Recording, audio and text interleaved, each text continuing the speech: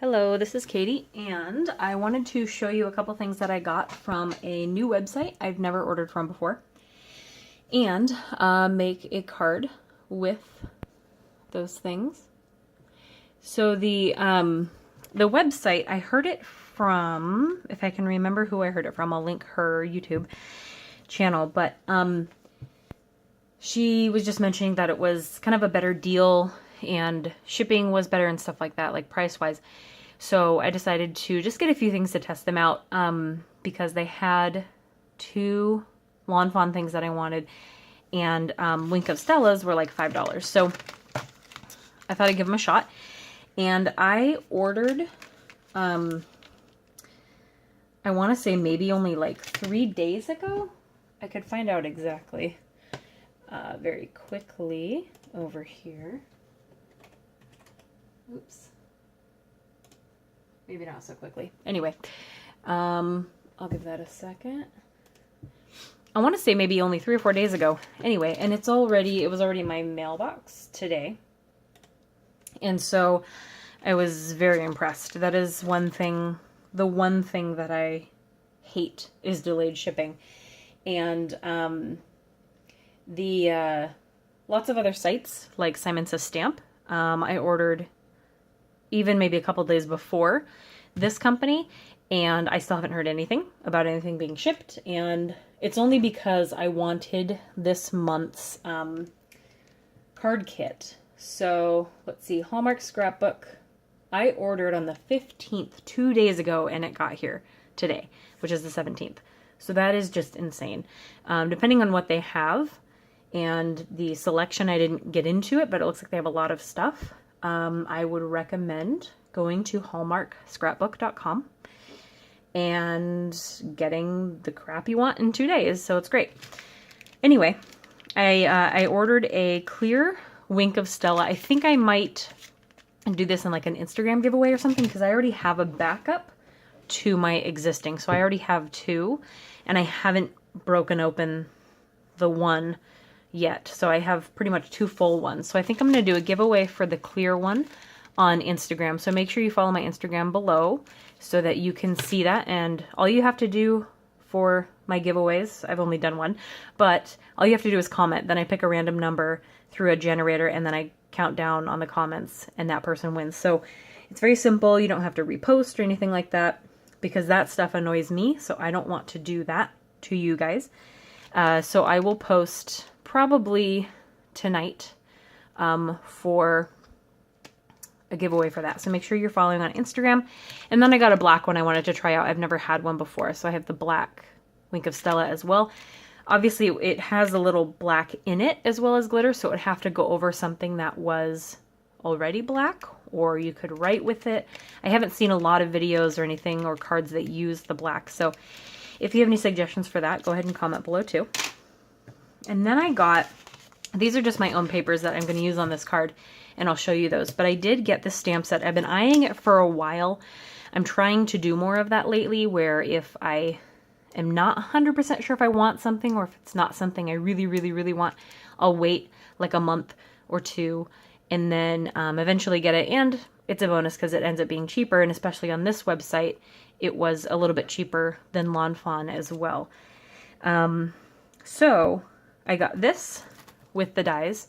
They were relatively cheap. I'm actually looking at my order here, and it looks like the stamp set was $11.99, and then the dies were $18.39. So relatively cheaper than when they're brand new from Simon Says Stamp or Lawn Fawn. And then, like I said, the Wink of Stella's were on sale for $4.99 each, so that's pretty cool. So I wanted to make a card with these. I just thought it was so cute. I've been doing more baking lately. I made a cake for my dad for his birthday. I will post, I don't want to edit this video because I just hate editing videos. So I'll post a link to the picture below. I thought it ended up really, really good for my first try, and chocolate molds and everything that it involved. So I made him a really cool cake for his birthday because he loves chess, and I wanted to surprise him. And then I made cupcakes for like a baby shower at work. And sometimes I just like to bake muffins to bring to work the next day because they're really, really easy. I'm not a baker by any means, but sometimes I just do it for therapy because stirring stuff is therapeutic. I don't know. Anyway, so we will make a card with this set here. I've got the Pebbles We Go Together back from Valentine's Day. So I wanted to make something. I'm going to use this side of it. I hate to cut up this side because it is so cute.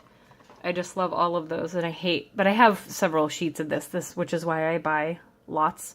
If I want something of each, I'll buy a lot extra so I don't feel bad about cutting up this side by using the other side. So I have this one, and then I've got our white cardstock base. You're going to see me do this from the beginning of a piece of 8.5 by 11 cardstock. The first thing I'm going to do, because this is going to be a square card, is I will cut it at 4 1/4. And I'm going to use this for the stamps and coloring in the items that I'm going to be using, so that extra cardstock will not go to waste. And then this is going to be a square card, so instead of 4 1/4 by 5.5, it'll be 4 1/4 by 4 1/4. So I want to fold it in half, so we're going to go down to 8.5, and I'll use that piece as well. Then on the scoreboard, and sometimes I like to use this, the Martha Stewart scoreboard comes with this. It's just getting a little eaten up, and it kind of hurts my finger to use it because it's kind of sharp. So I use, which I don't feel bad because it's also Martha Stewart, I use the bone folder that she sells separately, which is a little stronger and it hurts less to hold. And then we'll score this at 4 1/4. It is a little stronger and pointier, so you don't want to rip through your paper. You want to go a little lighter than you normally might otherwise. Okay, then we'll fold that. Okay, so then we've got our square card here. And then for the inside, I think I grabbed pieces that are too big. Let's see.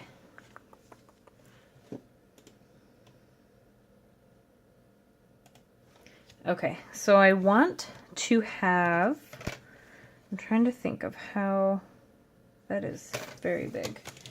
So I'm gonna do this one. We'll have a white border. I'm gonna cut out the pink stripes in this size, and then I think this size here, or maybe even, nope, the next one down. I will reorganize these later, but these are the little Inker Designs stitched matte squares. I have their circles, squares, and rectangles. I love their dies. They are so cute. And they also have great customer service. So ordering straight from Little Inker is excellent. I will cut out that one, and then this one's going to be white. So I'm going to cut that out of this. I'll pre-cut that shape there. And then for this paper, since I can't feed the whole 12 inches through my Big Shot, I just kind of cut around the die and then put the rest of the paper away. So I've got a big enough piece to cut. All right, so the die machine, Big Shot, is in front of me. Okay, so we will cut this one out.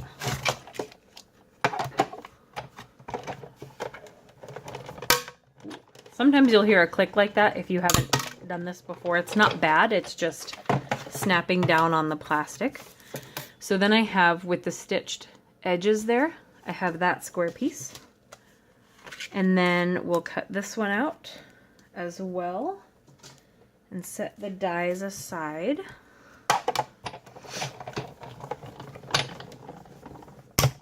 Sorry if that's shaking a little bit.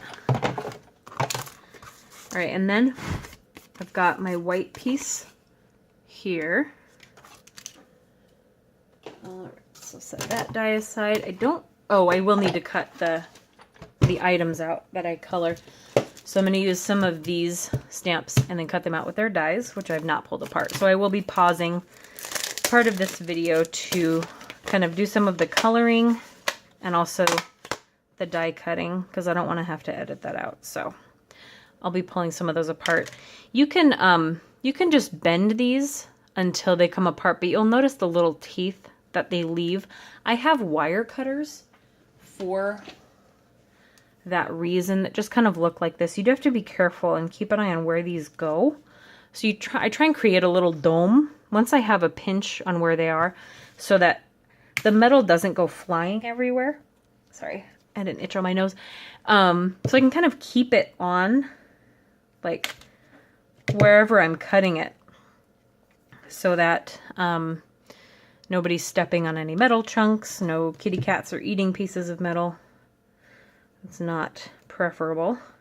So you can kind of twist or fold until they come apart and then just cut off the longer pieces. And then it shouldn't be an issue for the rest of it. And then you'll twist inner pieces like that. So hopefully I won't have to do a whole lot of that, but I will set that aside. This will be stuck down to the card base, so I'm going to do that to get that out of the way and get our stamps out.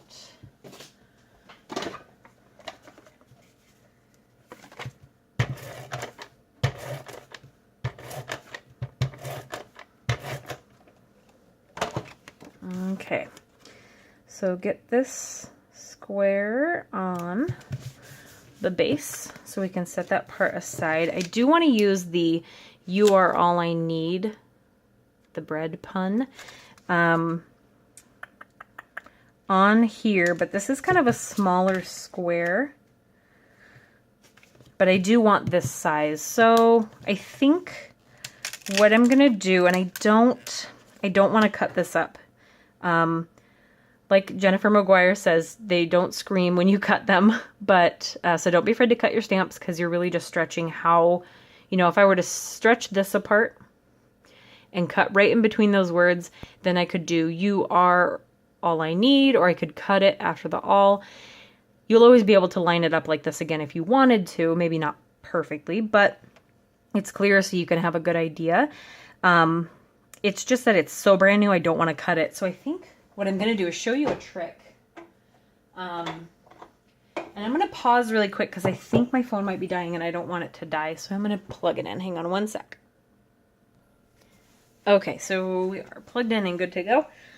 What I'm going to do is show you a tip for stamping part of a stamp that you don't want to stamp right now. I don't know how to say that, so you'll get what I'm getting at in a second. So I think I'm going to do "You Are All" and then "I Need" below.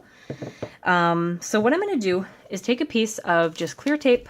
You could use probably washi tape. You could use whatever tape you've got.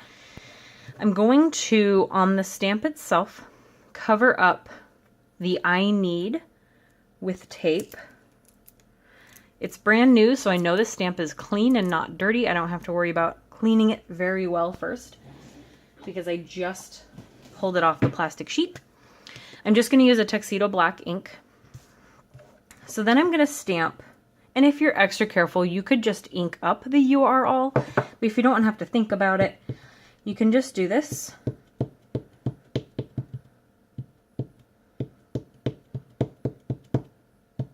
Ink that up really good, peel off the tape, and then go ahead and stamp it down. And so you kind of mask off part of the stamp. The ink gets on the tape, and then you don't have to worry about it. And so then, for this one, I would want to make sure that the stamp is clean if I'm going to have it touch the surface again. So I'll clean off the part we just stamped and make sure that no more black comes off on my alcohol swab here. And that's alcohol, so it's going to dry really fast. Okay, so then I'll take more tape. Now I'm going to cover up the "You Are All." And the alcohol is not letting it stick very well, but that's fine because it's covered. So then we will ink up the "I Need" part. Unstick that tape. and then do the rest of the stamping below. All right, so you've got the "You are all I need." So hopefully that made sense. You're kind of masking it off with tape. So you don't have to be so precision-like. You could hold this and just try and eyeball only putting ink on part of it, or you could just use tape and not think about it. It's a little less time-consuming, I guess. I'm not sure. Either way, we've got it down. So this one is going to be stuck down as well. I think I smudged some ink, but we're going to cover the area up with some of these images, so we should be okay. I'm going to stick this down because some of the items are going to be popped up, and so we don't need too much dimension going on. All right, so I'm going to set aside that base part, and that I'll set aside the stamp. Okay, so then I'll get our memento so we can color in with Copics without worrying about, ooh, that is fresh, without worrying about it bleeding or anything like that. And since we're doing a bread related thing, and I have no idea what's involved in making bread, I'm going to go with things I'm pretty sure are involved. A rolling pin. We'll go ahead and get the mixer because it's just cute. Put that on there. And then I also want the flour and the little pile of extra flour. And we're going to be cutting these out, so I'll just go ahead and put these two on the same thing there. And then I think that is all I'm going to add from here. Maybe I'll stamp a little heart in the middle of the mixer or something. So I'll put this on a separate block, the little tiny solid heart. And we'll set that aside. All right. So I'll set the stamps aside too. Hopefully I won't need my wire cutter. So I'm going to go ahead and ink these up and get them stamped on the paper. I've noticed, and this may just me being crazy, but Memento ink dries fast, which is why it's good and it doesn't bleed and everything like that. But I feel like if I ink it up and get to the paper faster, it's a better image. I think that sounds silly, but I've noticed that it actually works. So I may not be crazy.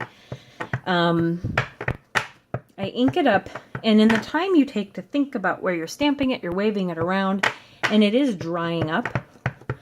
So I think the faster you are at stamping it, you might get a crisper image with Memento ink, which is a little hard to do with thicker lines like Lawn Fawn, which I do appreciate thick lines. I need it to look good. That may have been a little close for a die cut. So I think I'll do this again. Down there.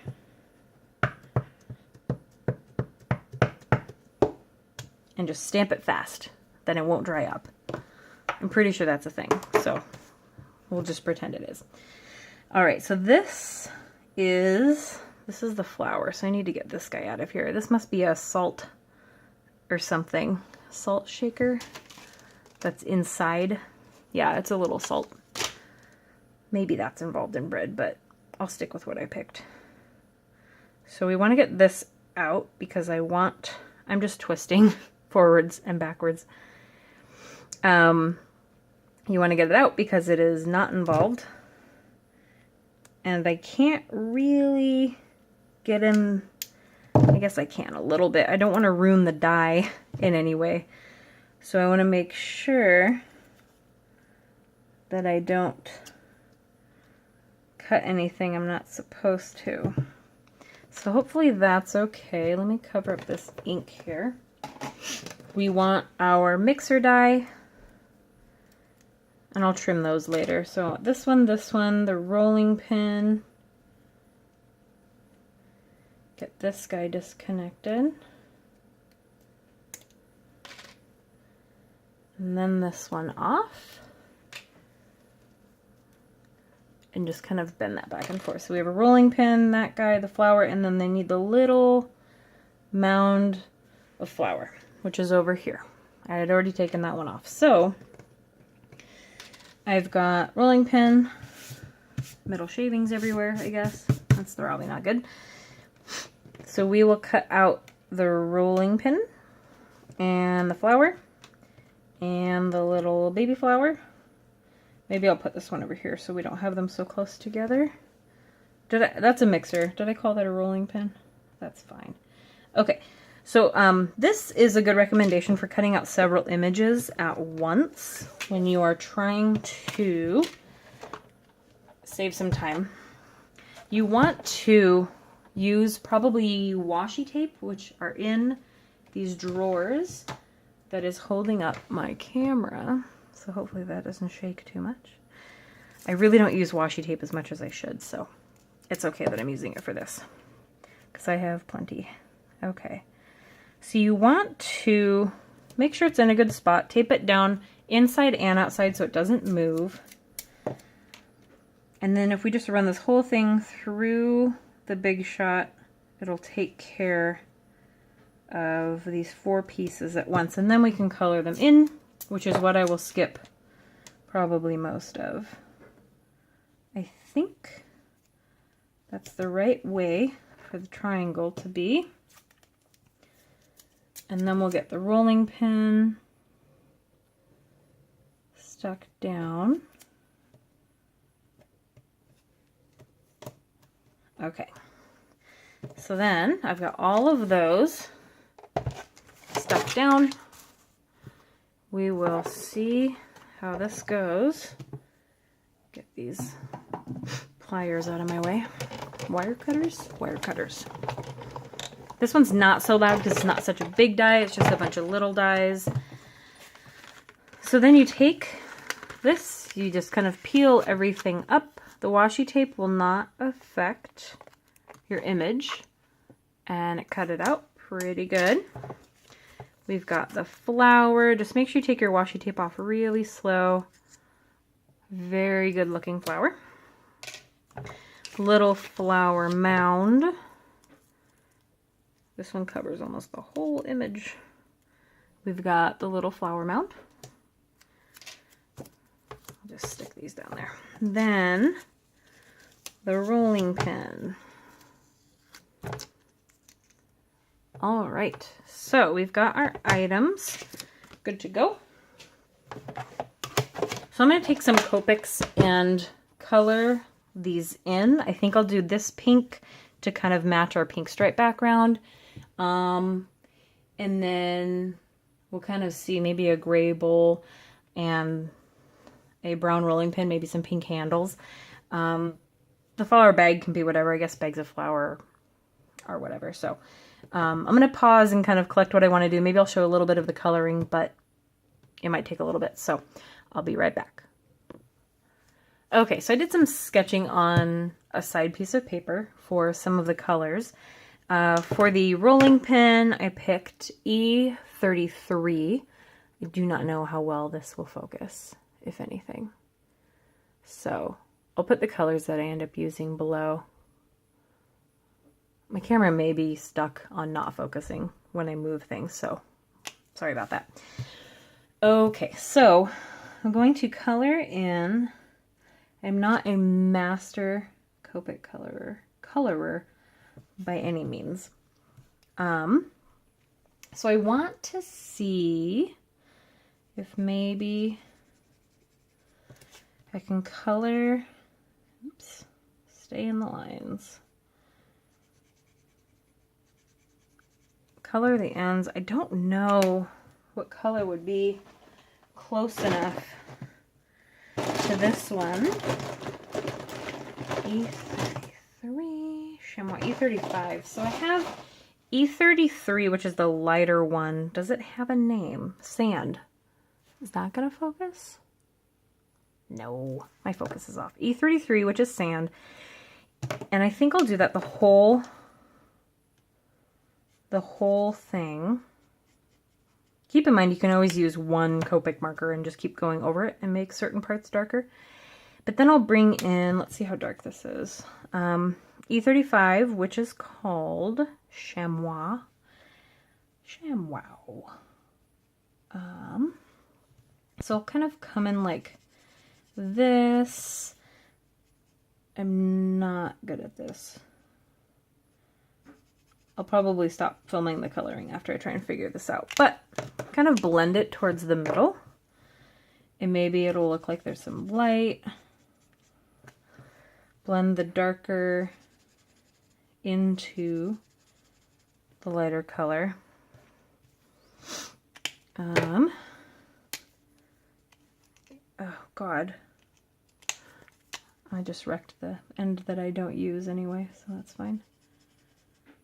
Some darker on this end, more of the dark color, and then more of the dark color over here. And then maybe that'll kind of make it blend a little. I don't know. I think I'll leave it like that. That's fine. And then I want to use the darker pink for the handle.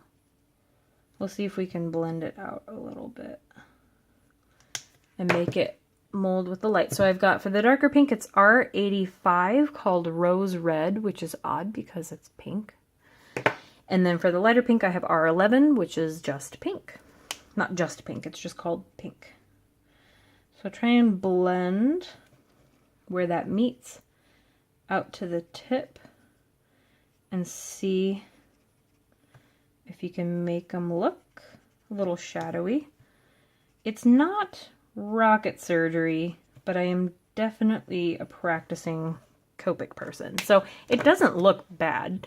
If you get two colors that are close enough in letters and numbers, you can make it work. So I'm going to pause while I color the rest of these, and I'll have the colors linked below. I'm going to use the gray and the darker and lighter pinks on this. This blue, which is B00, B00, it's called Frost Blue, on the flower bag. I think I'll leave the flower white, and we'll go from there. So I'm going to pause. Okay, so I've zoomed in a little bit. This one actually turned out a lot better than I thought it would. I did kind of the same thing I did over here, just making lines, kind of outlined lines of the darker pink, and then just continuously coloring over it with the yellow pink, or the lighter pink, not the yellow pink, the lighter pink, until it looked blended. And then for the bowl, I took the darker gray, which was the C3, and kind of did this area here, then colored in the rest and just kind of kept coloring like this until it looked blended with the C1. So it is kind of important to have, for each color, if you want to get a basic set of Copics, because they are not cheap, find a sale when you want to stock up. And for each color group, like pink, purple, green, blue, red, orange, yellow, a set of gray, a set of browns, get two numbers that are relatively close, like C1 and C3 are very, very close. Try not to skip more than one number in between. I'm actually not sure what numbers there are in the whole spectrum, but maybe try not to have a gap of more than 1 to 2 in between. So in between these two, it would be C2. I don't know if that exists or if that's a color. I'm assuming it would be, but I don't know. So if you're looking at Copics, keep it to the basic colors and have two markers that you can blend. I also did use a Colorless Blender for the flower. I'm not sure I love this, but I didn't have anything close to my B00 blue. So I did the blue on the sides and left the middle white and kind of just scribbled in the middle with the Colorless Blender, which is also good to have, which is just 0. And just kind of did this back and forth, so it blended a little bit better. And then I left the flower white. I didn't touch it. So I will list these markers below. And so those are colored. This video is becoming a lot longer than I wanted it to be, but some of it is teaching, so I'm okay with that. So I want to probably stick down the sky here, and you can use glue. I think I'll use glue. Let me find my tweezers really quick. My basic set, and then I think I'll use this. I need to learn to love this glue because everyone uses it. I'm pretty sure it dries matte and not shiny like glossy accents. But it's so sticky that if I get it anywhere all over myself, it's just a disaster. So you want to try and do very, very thin dabs or dots of this glue. It'll dry and it will stick well. Just make sure you know where you want it. I'll stick this down here. That way, because I didn't squirt too much glue, nothing squeezes on the outside and I don't have to think about it or fixing it for that matter.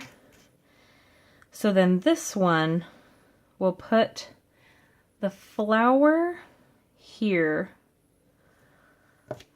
Maybe I'll just stick that down with glue as well.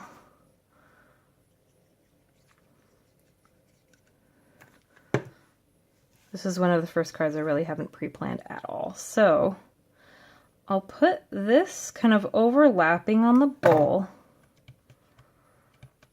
I'll have the extra little pile of flour. Just give it enough glue. I'll have that sticking right here.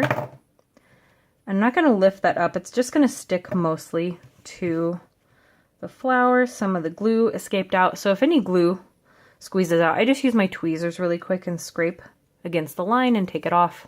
I'm not sticky at all, so I'm fine.